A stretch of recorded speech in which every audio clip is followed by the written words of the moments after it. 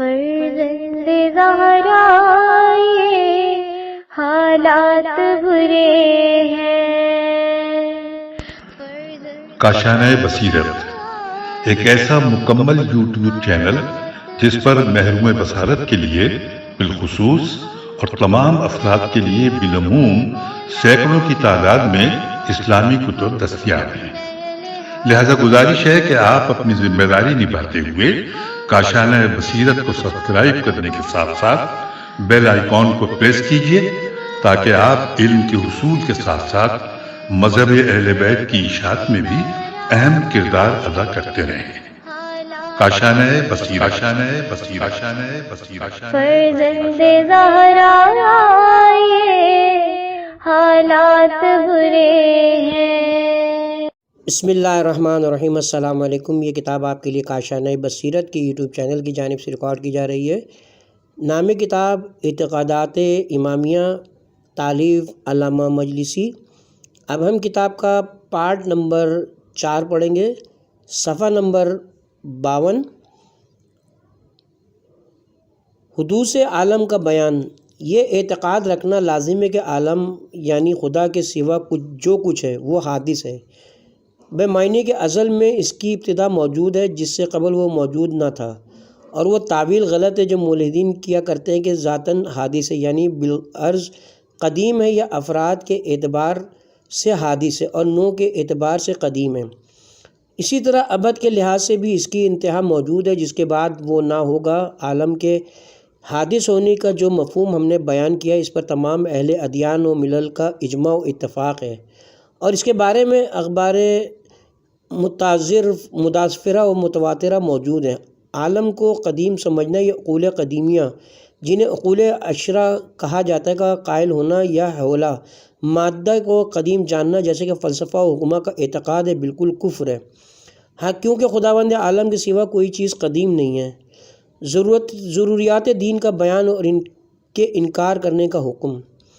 جاننا چاہیے کہ جس چیز کا دین اسلام سے ہونا اس طرح بالضرورت اور بالبداہیت ثابت ہو کہ سوائے کسی شاذ و نادر فرد کے کسی بھی مسلمان پر مخفی نہ ہو، اور نہ کسی نے اس کی صحت اور اس کے ثبوت میں اختلاف کیا ہو، اس کا انکار کرنا کفر ہے اور اس کا منکر قتل کا سزاوار ہے۔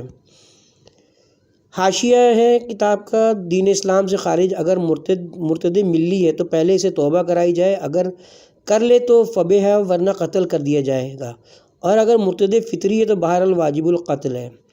کتاب کی طرف چلتے ہیں۔ اور یہ ضروریات دین بکثرت ہیں، جیسے نماز پنجگانہ کا وجوب، ان کی رکعتوں کی تعداد جو کہ 17 ہے، ان کے اجمالی اوقات اور ان کا رکوع سجود بالکل الازر، ان کا تکبیر الاحرام، قیام اور قرات پر مشتمل ہونا، اور ان کا اجمالاً مشروط بطہارت ہونا، قطع نظر اس کے کہ اس طہارت کی کیا کیفیت ہے۔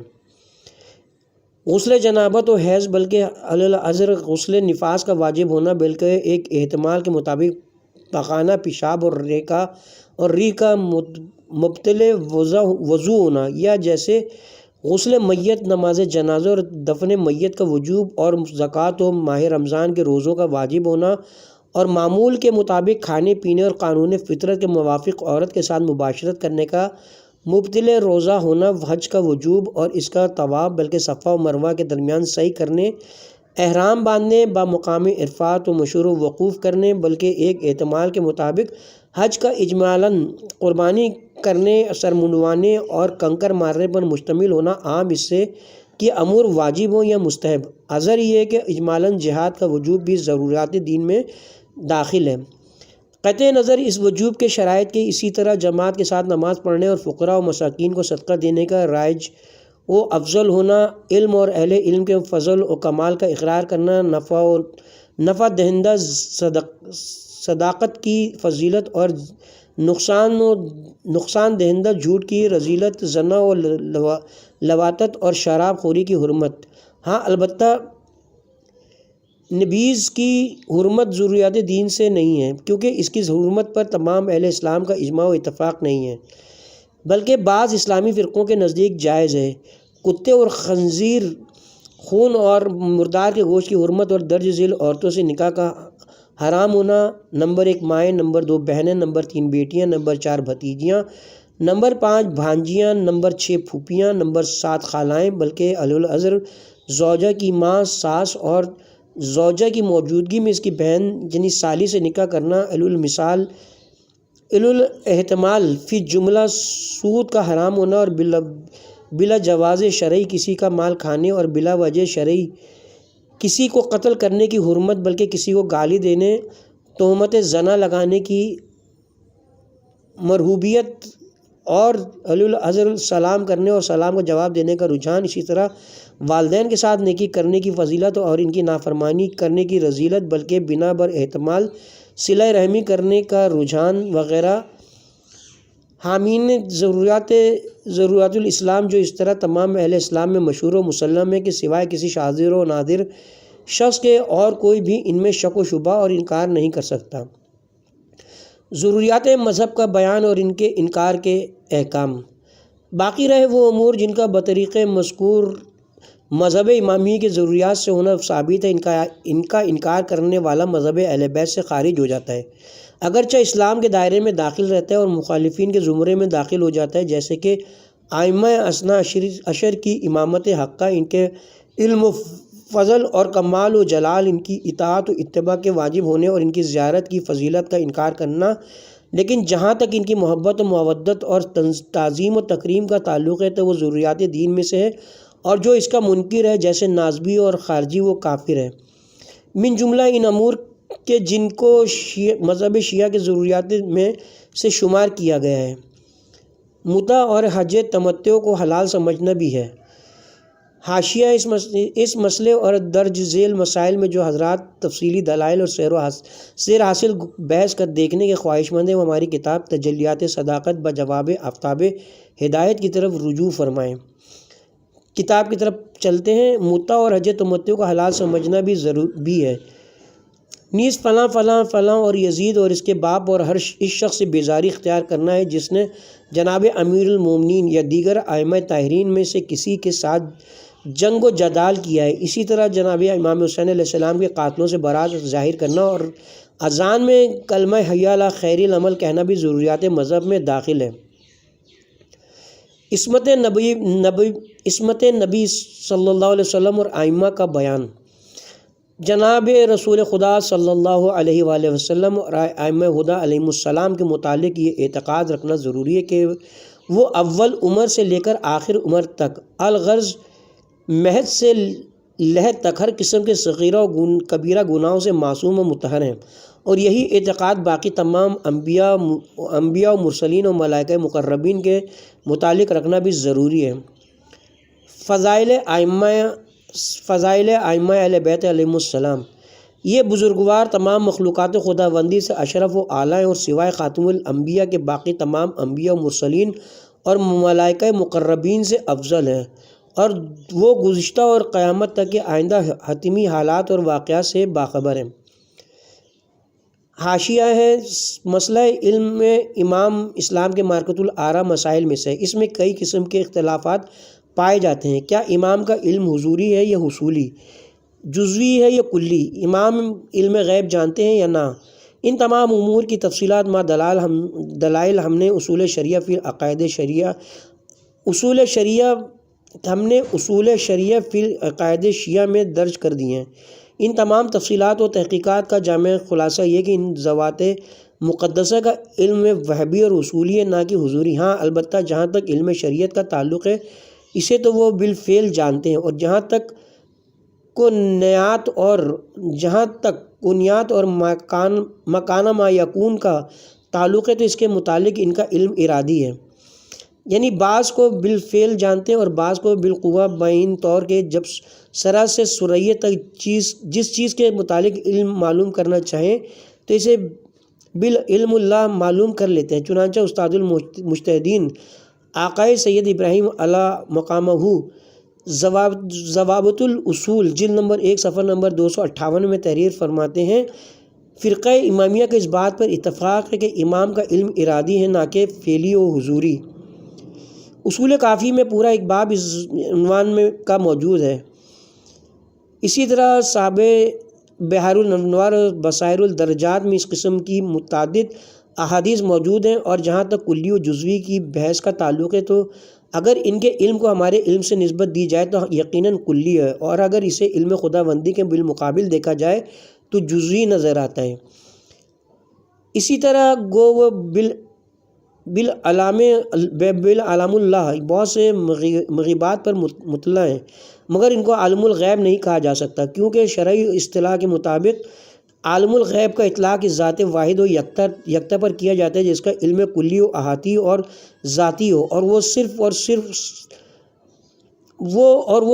صرف خالق کائنات کی ذات ہے۔ کتاب کی طرف دوبارہ رجوع کرتے ہیں۔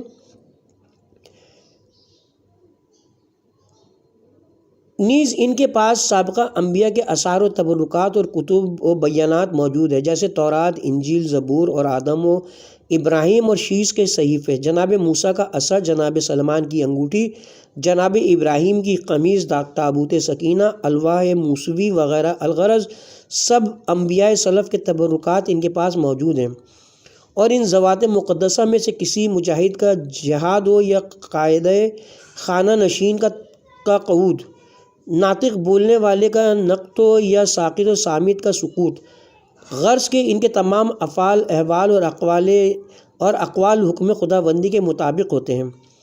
جو کچھ جناب رسول خدا صلی اللہ علیہ وسلم من جانب اللہ جانتے تھے، آپ نے وہ سب کچھ جناب امیر علیہ السلام کو تعلیم دے دیا۔ اسی طرح ہر آنے والا امام جب ظاہری عہدہ امامت پر فائز ہوتا ہے تو اپنے پیشرو امام کے تمام علم کا عالم ہوتا ہے۔ یہ بزرگوار ذاتی رائے و اجتہاد سے مسائل بیان نہیں کرتے، بلکہ من جانب اللہ تمام احکام، مسائل حلال و حرام کو جانتے ہیں، اور ان سے جس چیز کا سوال کیا جائے وہ اس سے ناواقف نہیں ہوتے۔ وہ تمام زبانیں جانتے اور تمام لوگوں کو کفر و ایمان کے ساتھ پہچانتے بھی ہیں، اور ہر روز اس امت کے نیکوکاروں اور بدکاروں کے نامحائے اعمال ان کی بارگاہ میں پیش کی جاتے ہیں۔ تفویض کی نفی کا بیان۔ یہ عقیدہ ہرگز نہ رکھو کہ ان ذوات عالیہ نے خدا کے حکم سے اس کائنات کو پیدا کیا ہے، کیونکہ صحیح السند اخبار و آثار میں ہمیں یہ عقیدہ رکھنے سے منع کیا گیا ہے۔ شیخ رجب برسی وغیرہ نے اس سلسلے میں جو بعض ضعیف اخبار نقل کیے ہیں وہ قابل اعتبار نہیں ہیں، اور ان کے لیے سہو و نسیان جائز نہیں ہے۔ حاشیے کی طرف چلتے ہیں۔ اقوام عالم کی تاریخ کے مطالعے سے یہ حقیقت واضح و آشکار ہو جاتی ہے کہ ائمۃ الناس ہمیشہ اپنے پیشواؤں اور رہنماؤں کی محبت میں افراد کا شکار رہے ہیں، یعنی محبت کے غلط جوش و جذبے میں آ کر ان کو ان کے حدود سے بڑھاتے رہے ہیں۔ یہی جذبہ تھا کہ جس نے یہودیوں سے جناب عزیر اور عیسائیوں سے جناب عیسیٰ کو ابن اللہ کہلوایا، اور ان کی دیکھا دیکھی بعض نام نہاد مسلمانوں نے جناب رسول خدا اور علی المرتضیٰ کو خدائی کے درجے تک پہنچایا، اور بعضوں نے گو ان ذوات عالیہ کو خدا تو نہ کہا، مگر وہ بھی ان کی خدائی صفات و کمالات کا حامل قرار دے کر غلو و تفویض کے سمندر کی اتھاہ گہرائیوں میں گر گئے۔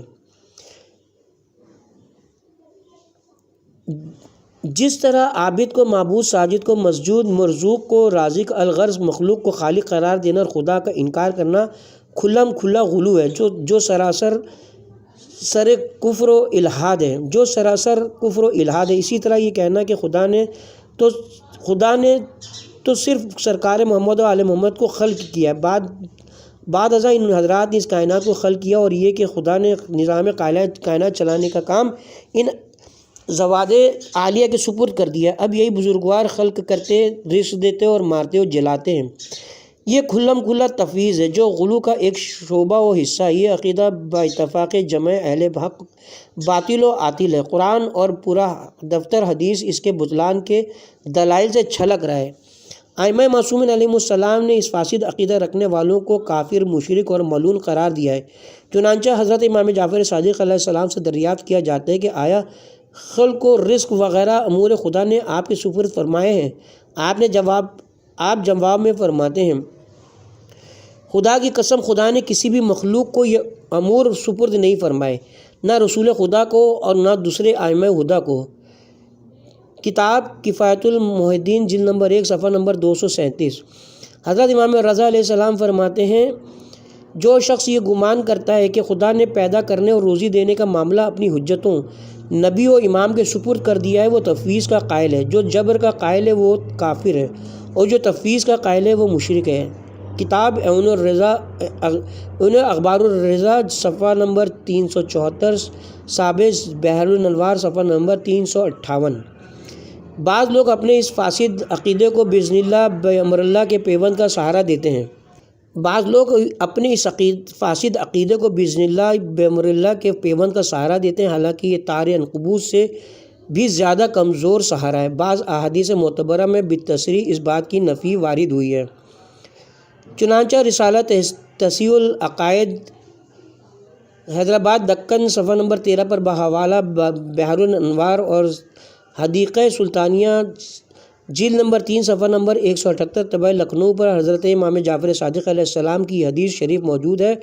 فرمایا جو شخص یہ عقیدہ رکھتے کہ ہم خدا کے حکم سے پیدا کرتے ہیں وہ کافر ہے۔ انہی حقائق کی بنا پر سرکار علامہ نے یہ فرمایا کہ عقیدہ ہرگز نہ رکھو کہ ان بزرگوں نے اللہ کی اذن و اوامر کے ساتھ اس عالم کو پیدا کیا ہے، کیونکہ صحیح السند روایات میں یہ بد عقیدہ رکھنے سے ممانعت وارد ہوئی ہے، اور جو بعض آثار ان حقائق کے خلاف نظر آئیں تو سمجھ لو کہ وہ غلاظت و مفروضہ کی پیداوار ہیں، جیسے خطبۃ البیان و امثالہ کے متعلق خواص بحر الاخبار ائمہ اطہار سرکار علامہ مجلسی نے فرمایا ہے۔ ملاحظہ ہو تم بحر الانوار صفحہ نمبر 367 اور یہاں بھی شیخ رجب برسی جیسے حاتب اللیل قسم کے مومنین مؤلفین کی روایات پر تبصرہ فرما دیا کہ وہ ناقابل اعتبار ہیں، اور بحر الانوار کے مقدمے میں شیخ رجب موصوف کی انوار الیقین پر تبصرہ کرتے ہوئے بھی ایسے ہی افادہ فرمایا ہے کہ وہ افراط و غلو پر مشتمل ہے۔ ہر قسم کی افراط و تفریط سے محفوظ اور صحیح عقیدہ یہ کہ ہر چیز کا مرکز خداوند عالم کی ذات کو سمجھا جائے اور وہاں تک رسائی کا ذریعہ اور وسیلہ اور اس کی بارگاہ معلیٰ میں شفیع سرکار محمد و آل محمد علیہ السلام کو سمجھا جائے۔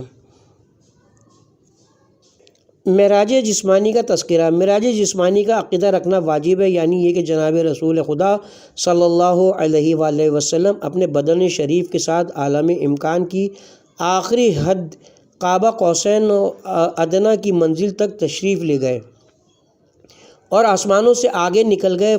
فلسفیوں کے شبہات پر کان نہ دھریں، وجود و افلاک میں غرق و التیام کی نفی پر پیش کیا کرتے ہیں، کیونکہ وہ بالکل ہی بودے اور کمزور ہیں۔ عقیدہ معراج ضروریات دین میں سے، اس لیے اس کا انکار کفر ہے۔ حاشیے کی طرف چلتے ہیں۔ ان شبہات کی بنیاد نظام بطلیموس پر قائم ہے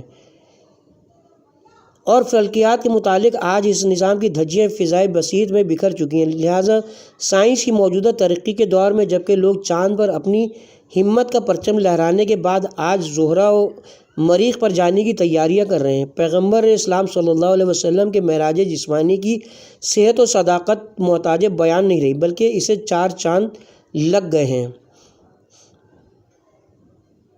کتاب کی طرف واپس رجوع کرتے ہیں۔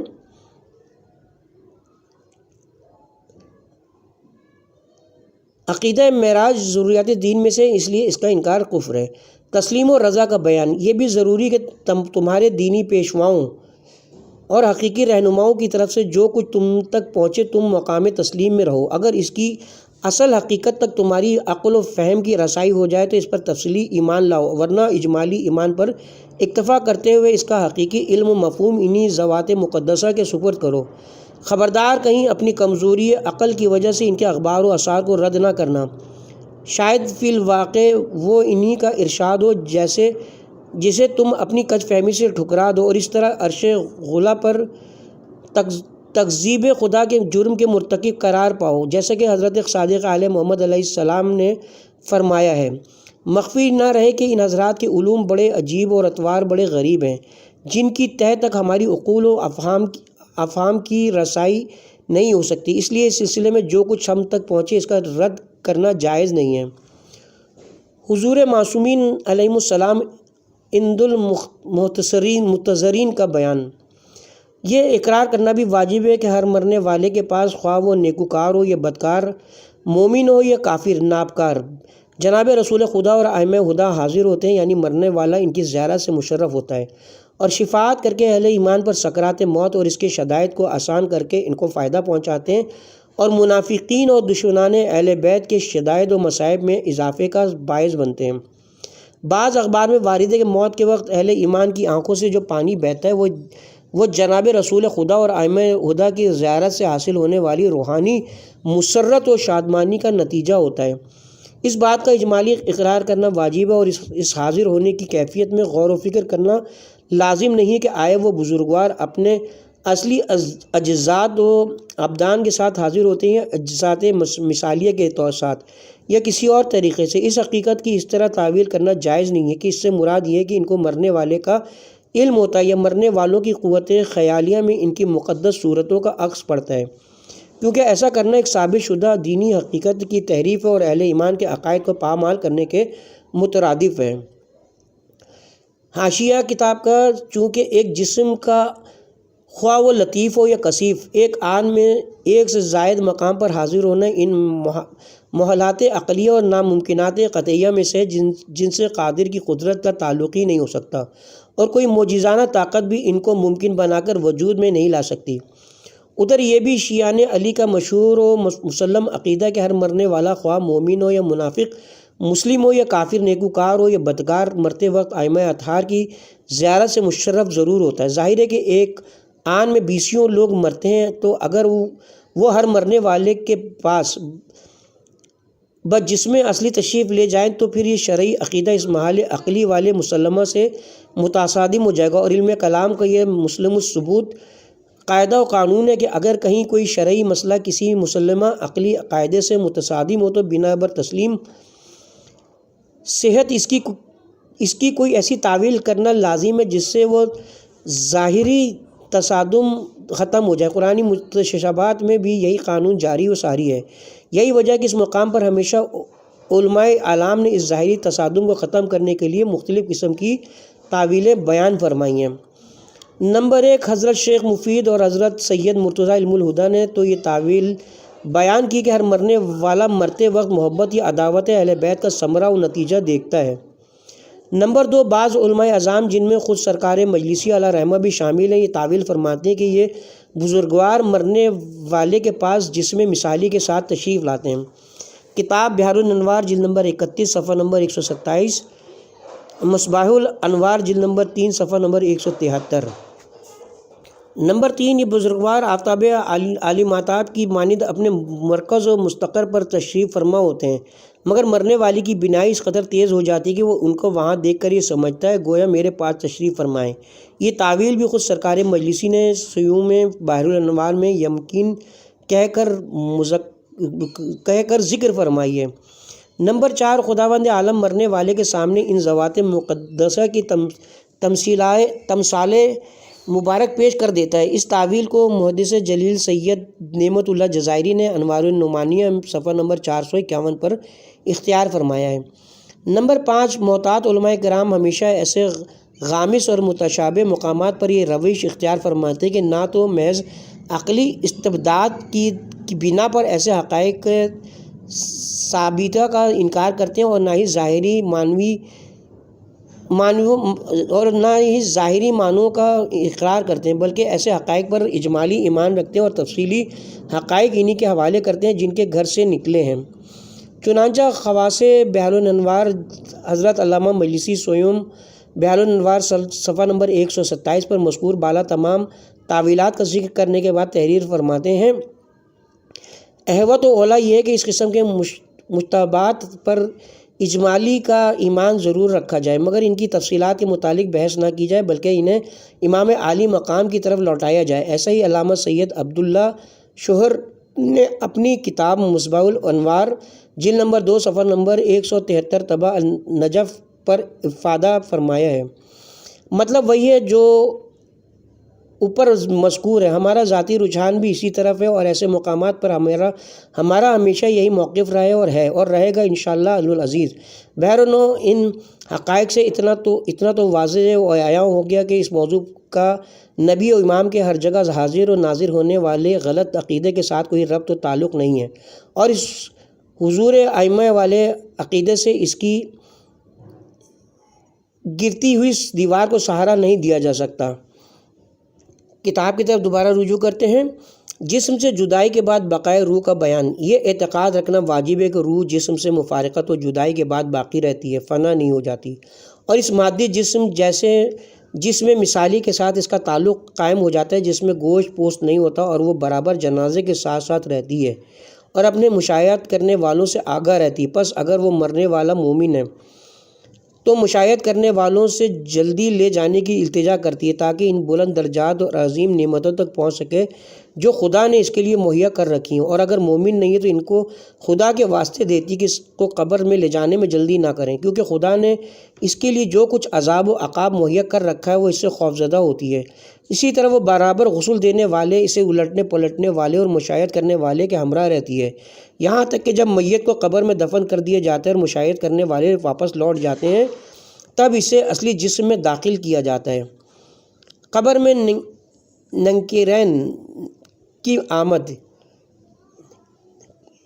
اس وقت اگر مرنے والا بدکار اور عذاب کا سزاوار ہو تو اس کے پاس منکر و نکیر ہیبت ناک شکل و صورت میں اور نیکوکاروں میں سے ہو تو اس کے پاس مبشر و بشیر خوش آئند شکل و صورت میں آتے ہیں، اور آ کر اس کے تمام عقیدے کے بارے میں بالعموم اور اماموں کے متعلق بالخصوص نام بنام سوال کرتے۔ پس اگر کسی ایک امام کے متعلق بھی وہ صحیح جواب نہ دے تو اس کو ایک ایسا آتشی گرز مارتے ہیں کہ اس کی قبر قیامت تک آگ سے بھر جاتی ہے، اور اگر صحیح جواب دے تو اسے خدا کی عنایت و کرامت کی خوشخبری سناتے ہوئے کہتے ہیں کہ اس طرح آرام و سکون کے ساتھ چشم ہو کر سو جاؤ، خشک چشم ہو کر سو جاؤ، جس طرح عروس اجلے عروسی میں سوتی ہے۔ ملائکہ کا مقدس تذکرہ۔ خبردار ان دو فرشتوں اور ان کے سوال و جواب کی کوئی تعویل نہ کرنا، کیونکہ یہ عقیدہ اپنی مذکورہ بالا ظاہری کیفیت کے ساتھ ضروریات دین میں سے ہے۔ ملائکہ کے متعلق ملحدین نے جو تعویلات و توجیہات بیان کیے ان سے مراد عقول اور نفوس سے فلکیہ ہیں، ان کی طرف کان نہ دھرو، بلکہ آیات متظفرہ اور روایت متواترہ سے یہ حقیقت ثابت ہے کہ فرشتے جسم میں لطیف رکھتے ہیں اور مختلف شکلیں اور صورتیں اختیار کرنے پر قدرت رکھتے ہیں، جن کو جناب رسول خدا اور ائمہ ہدی دیکھتے ہیں وہ پر بھی رکھتے ہیں، بعض کے دو، بعض کے تین اور بعض کے چار ہوتے ہیں۔ وہ از روئے تعداد سب مخلوق خدا سے زیادہ اور از روئے جسامت سب سے بڑے ہیں۔ ان کی کیفیت اور بڑائی، عجیب و غریب خلقت، ان کے اشغال و حالات اور اخلاق و اطوار کے بارے میں ائمہ اطہار کے بہت سے اخبار وارد ہوئے ہیں۔ حاشیہ ہے کہ اس سے زیادہ اس عنوان کی تفصیلات معلوم کرنے کے خواہش مند حضرات ہماری کتاب احسن الفوائد فی شرح العقائد کی طرف رجوع کریں۔ کتاب کی طرف چلتے ہیں۔ فلکیات کے متعلق اسلامی نظریہ۔ یہ اعتقاد رکھنا بھی واجب ہے کہ آسمان طے بطے نہیں ہے، بلکہ ایک آسمان سے دوسرے آسمان تک 500 سال کی مسافت ہے، اور ان کا درمیانی حصہ فرشتوں سے پورا ہے۔ احادیث میں وارد ہے کہ آسمانوں میں قدم رکھنے کی بھی کوئی ایسی جگہ نہیں جس میں خدا کی تسبیح و تقدیس کرنے والا کوئی فرشتہ موجود نہ ہو۔ حاشیہ ہے، آسمانوں کی حقیقت، ان کی زمین سے دوری اور ان کی باہمی مسافت اور دیگر تمام متعلقہ موضوعات کی تفصیلات معلوم کرنے کی کتاب بدر التمام اور اردو ترجمہ علیہ الاسلام کا مطالعہ بہت سود مند اور مفید ہے، لہٰذا اس موضوع سے دلچسپی رکھنے والے حضرات کو ضرور اس کتاب کا مطالعہ کرنا چاہیے۔ عصمت ملائکہ کا بیان۔ یہ اعتقاد رکھنا واجب ہے کہ ملائکہ ہر قسم کے گناہ و خطا سے پاک اور معصوم ہیں، اور ہاروت و ماروت بعض انبیاء کی خطاؤں کے متعلق جو قصے کہانیاں عوام اور بعض اسلامی تواریخ و سیر میں مشہور و مرقوم ہیں وہ ناقابل توجہ ہیں، کیونکہ ان لوگوں نے یہ قصے یہودیوں کی تاریخوں سے اخذ کیے ہیں۔ ہمارے اخبار میں ان کی رد کی گئی ہے اور اس سلسلے میں وارد شدہ آیات کی ایسی تفسیر بیان کی گئی جس سے ان کا فسق و فجور اور ان کی خطا و لرزش لازم نہیں آتی۔ اس مختصر رسالے میں ان تفصیلات کے بیان کرنے کی گنجائش نہیں ہے۔ حاشیہ ہے، اس سلسلے میں رسالہ تحفۃ الاتقیاء اردو ترجمہ تنزیل الانبیاء کا مطالعہ بہت مفید ہے، اور مزید تفصیلات جاننے کے لیے خواہش مند حضرات ہماری تفسیر الفیضان الرحمن فی تفصیل القرآن کی طرف رجوع فرمائیں۔ اس کے ساتھ ہی یہاں پہ ہم کتاب کے پارٹ نمبر 4 کا اختتام کرتے ہیں۔